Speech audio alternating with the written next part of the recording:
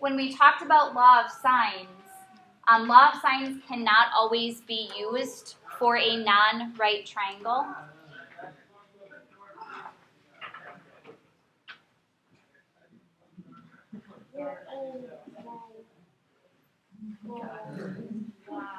What are we doing?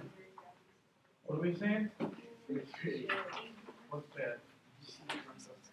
You missed it. Oh. Okay, back to math. Sorry. So law of signs. We cannot use law of signs to solve every triangle that is not a right triangle. So the information we were given the last couple days to solve a triangle using law of signs means you're either given two angles and a side.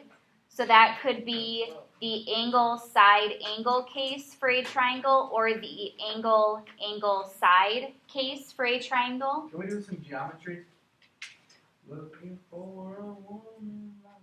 Thanks. And then what we looked at yesterday, and it was that special case, or it included the ambiguous case, was if you're given two sides and an angle opposite one of those sides, and that was the SSA case. So only triangles of those three cases with that given information can be used, or we can use law of signs for to solve that triangle.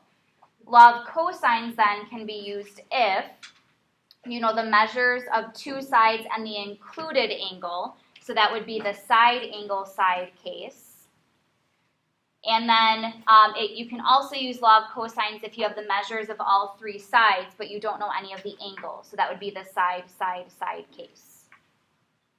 So basically, another way to think about this, if you forget and you don't memorize which cases go with which law of signs can only be used if you have a full ratio. So if you know an angle and a side opposite that angle. So if with what you're given, you are not given an angle and a side opposite that angle, you can't use law of signs. Law of cosines could possibly be used. So this gives three variations of the same formula for law of cosines. They're all in terms of A, B, and C. So just keep in mind, like example 1 is in terms of F, G, and H. So don't just memorize A, B, C, but rather understand what the formula means. But in triangle ABC, with sides ABC and opposite angles, capital ABC, the following are true. So notice all variations of the same type of formula. What I want to point out, if we just look at the first one, so rather than memorizing which letters go where, think about what it's trying to tell you. So side A squared is equal to the sum of the other two sides squared, so B squared plus C squared, minus 2 times the product of the other two sides times the cosine of the angle opposite that side. So all three of these formulas, it works the same way. If we had B squared, so then you're still taking the other two sides, squaring them, adding them together, subtracting 2 times the product of those two sides, and multiplying it by the cosine of the angle opposite side B. And then it gives the variation with C squared as well. So it all just depends on what information you're given. So in example 1, we're going to solve triangle FGH, given angle G is 82 degrees, side F is 6, side H is 4. So I'm just going to sketch what this triangle could look like, and I'll label what I'm given. So I'll put angle G here in the lower right, and that's 82 degrees. And that means side G, which I'm not given, is going to be opposite that angle. And then I'll label side F. Doesn't matter which of the other two sides I put it, so I'll put it the far left one. Side F is 6, meaning the angle opposite that side is angle F. And then the remaining side would be H, which is 4. The angle opposite that side is angle H. And solving the triangle, find what's missing. So we need to find angle F, angle H, and side G in order to solve this triangle. So how you're going to start out with this We need to start out using law of sines. So notice with what you're given two sides and the included angle. So you have the side angle, side case. Law of sines would not work to start out for this one because the angle we're given, we don't know the side opposite the angle. So that's why we can't use law of sines. So with law of cosines, what we can do is we can start out by finding the missing side. So if I want to find g, and I'm going to be using a variation of these formulas. So to find g, this is what the formula would look like. It would be g squared is equal to the other two sides squared and added together. So f squared plus h squared minus 2 times the product of the other two sides. So 2 times f times h times the cosine of the opposite angle, which would be angle G. So that's what the formula would look like for our triangle. And I can substitute in what I know. So I have G squared is equal to, since f is 6, so 6 squared plus h squared is 4 squared minus 2 times f is 6 times h is 4 times cosine of 82 degrees.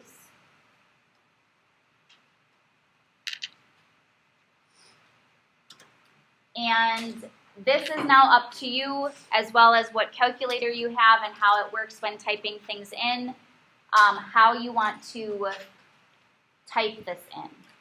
So what you could do is, I know I certainly can simplify the right side of this equation. But if I wanted to solve for g, because I have g squared, what would I have to do? Take the square root. When you take a square root, you do have a positive and a negative square root, but since g is the side length of a triangle, we just want the positive square root. So g is going to equal the positive square root of this whole side.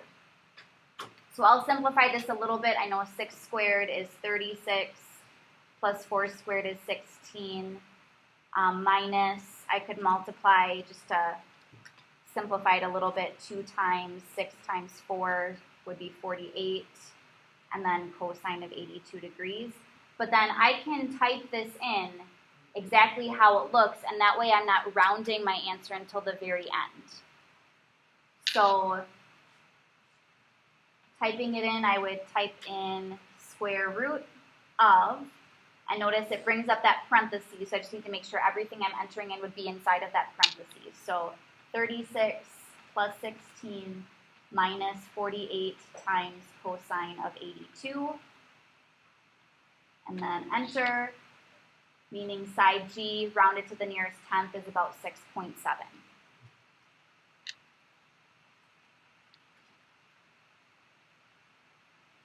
Questions on that? Okay, so now I know side G, and I need to find the two missing angles. I could certainly use law of cosines again to find the missing angles. However, now I have an angle and the side opposite that angle. I can now use law of sines, like we did the past couple of days, to find a missing angle. So I have a ratio here with angle G. I know a ratio would be sine of 82 degrees over the side length G is 6.7, so that's sine of angle G over side G. And I can set that equal to another ratio with either H or F, depending on which angle I want to find first. So let's say we find F first. I don't know angle F, so this would equal sine of angle F over, and side F is 6. So really you only need to use law of cosines here for that first step. After that, we can use law of sines again, because it's a little bit easier than the formula for law of cosines. So solving this for angle F, set the cross products equal to one another. So let's see here. We'll have 6.7 multiplied by sine of F is equal to 6 times sine of 82 degrees.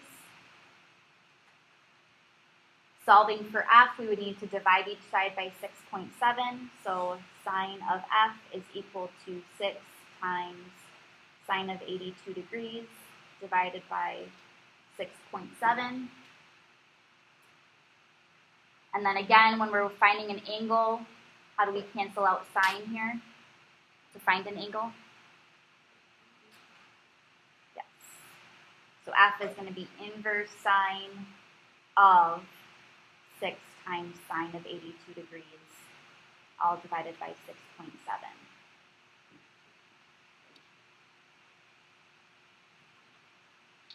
I can type that in. So inverse sine of 6 times sine of 82 divided by 6.7. And angles, still round them to the nearest angle, so because it's 62.4, that would stay 62, going off of the 4, not the 7 after it. So F is about 62 degrees. And then how would we find angle H? Yep. Okay.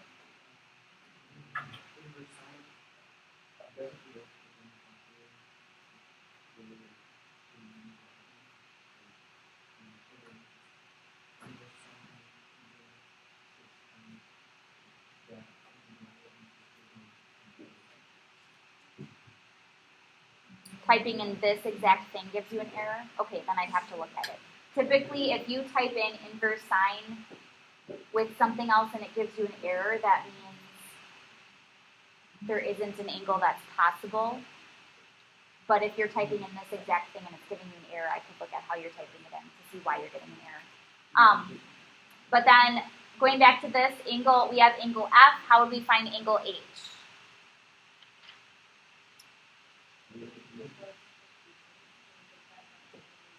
Yes, we know two angles. To find the third, 180 minus the other two angles, or add 82 and 62, and then subtract from 180. So angle H is 36 degrees.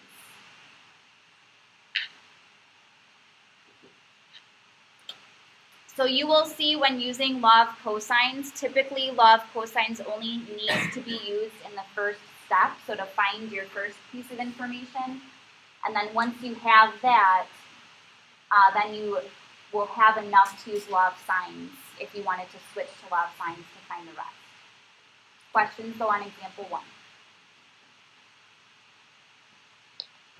Okay, so then in example 2, we are given the 3 side lengths of a triangle, and we are not given any angle. So what it explains at the top, we already had talked about when you're given 3 side lengths, we can use law of sines. The first step is to find the measure of the largest angle. So we're going to review that from geometry as well. How do you know what angle is the largest? And then the reason you're doing that is to ensure the other 2 angles are acute when you use the law of sines, since you can use the law of sines to find the rest.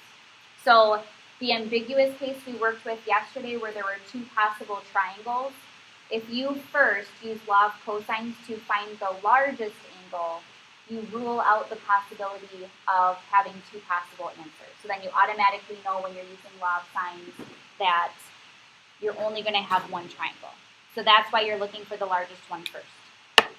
So I'm going to sketch triangle ABC. Try to make my sides look different lengths here. So I'll put B equals 11 here, C equals 8 here, A equals 5 here based on how I drew it. Not that it really matters, just label them. And that means I can label where the angles fall opposite those sides. So reviewing from geometry, and we need to find angles A, B, and C. Which one of those is going to be the largest and why? Or how do you know?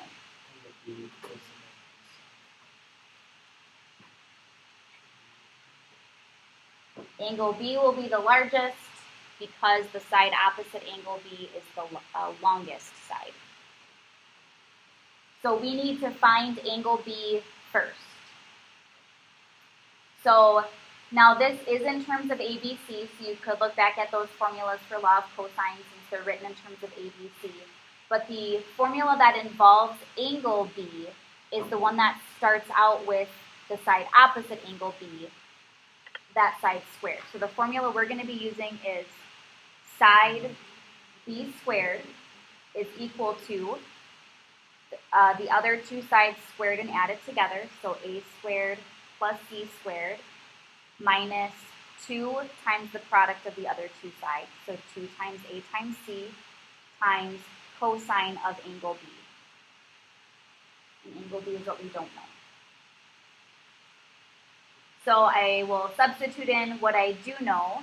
Side B is 11, so 11 squared is equal to A is 5, so 5 squared plus C is 8, 8 squared minus 2 times 5 times 8 times cosine of angle B.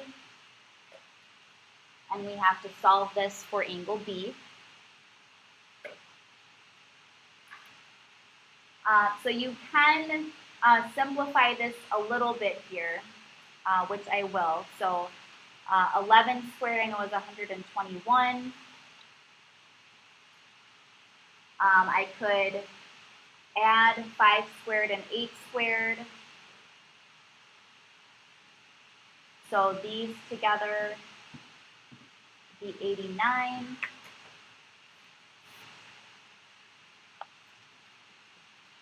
And then minus, I can multiply 2 times 5 times 8, so I know that's going to be 80. And then I have cosine of B. So make sure, though, that you're not subtracting the 89 and the 80. And then from here to solve for cosine of B, I would need to subtract the 89.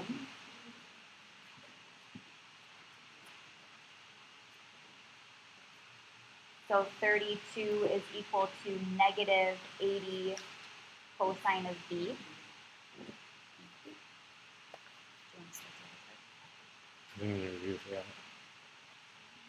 And then again, to solve for cosine of B, I would need to divide by negative 80.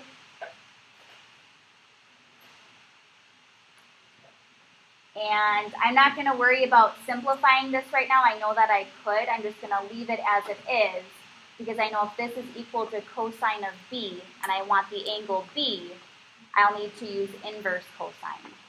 So angle B is going to equal inverse cosine of 32 divided by negative 80.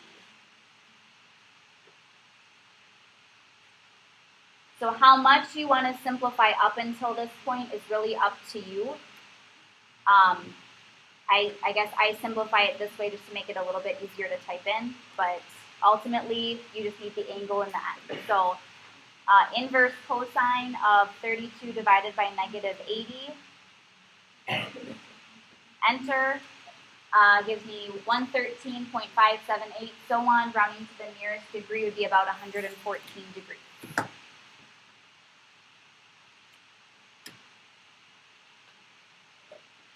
Questions on finding angle B?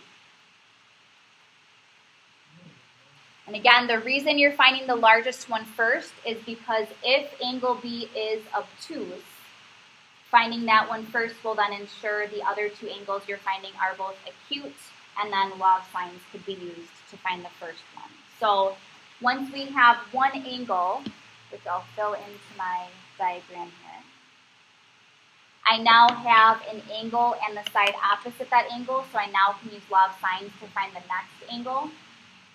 So let's say I wanted to find angle A. I can set up my ratio sine of angle B over B, so sine of 114 degrees over 11 equals, and if I want to find angle A, sine of A over side A is 5.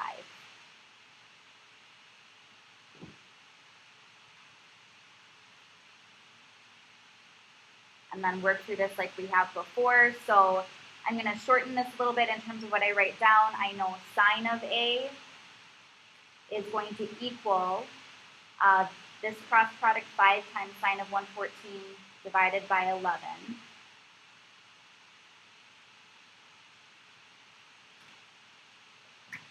And then in the calculator, I would be taking inverse sine of this. to find A.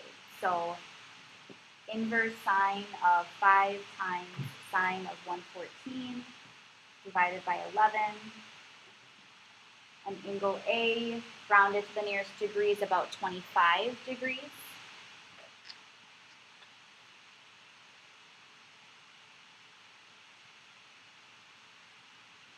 Meaning then angle C, we can find by just subtracting these from 180.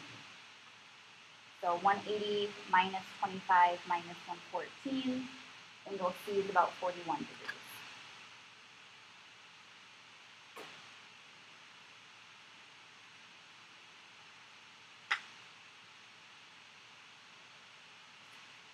Questions on example 2?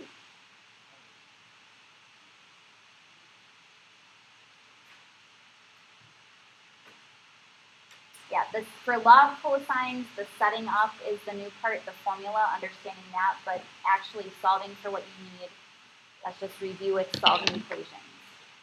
The last example, I don't think we need to go through the entire example. I just more or less want to talk about how you would start. So what this is explaining up here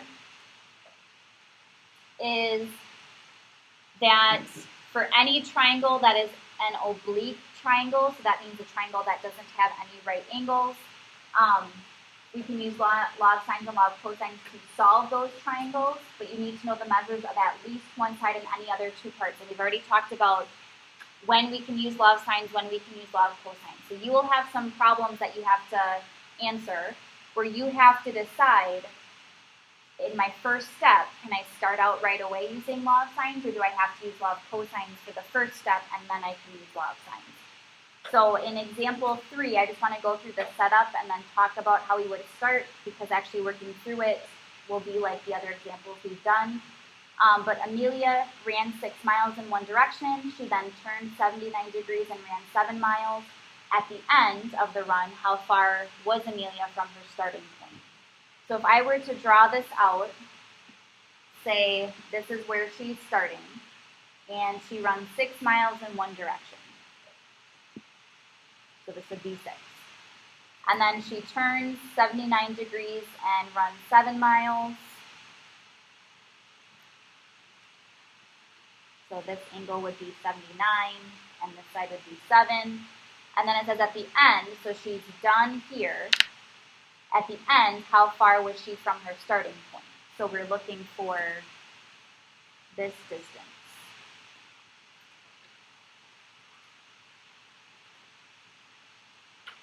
All right, so based on the information we are given, and really you don't have to solve this entire triangle, you only need to find what I labeled as x, so this side.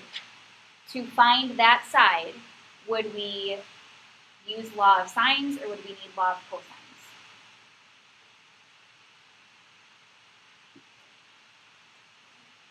Law of cosines, why?